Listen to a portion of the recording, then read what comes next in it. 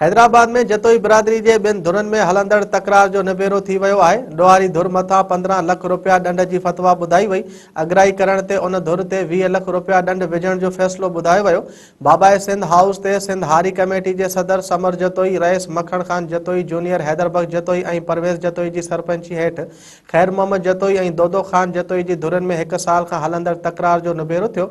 अमीनन और सरपंचन धुरन जूं ॻाल्हियूं ॿुधण बाद फतवा जारी कई, जंहिं खैर मोहम्मद जतोई की धुर के ॾोही करार ॾींदे 15 लाख रुपया दंड मुक़रर कयो वियो। दोदो खान जतोई ते मुखालिफ़न के 5 माण्हुनि खे ज़ख़्मी करण जा 5 लाख रुपया दंड विधो वियो आहे। फैसले मूजिब खैर मोहम्मद जतोई की धुर पंहिंजी ज़ख़्मियुनि जा 5 लाख रुपया काटण बाद 10 लाख रुपया दोदो खान जतोई की धुर के अदा कंदी। फतवा में अगराई कंदड़ धुर मथा 20 लाख रुपया दंड मुक़रर कयो वियो। उन मौके ते समर हैदर जतोई चयो त सिंध में क़बाइली तकरार और झेड़ा ख़त्म थियण घुरिजनि, छाकाणि त क़बाइली झेड़नि जे करे सिंध की तालीम तबाह थी रही है।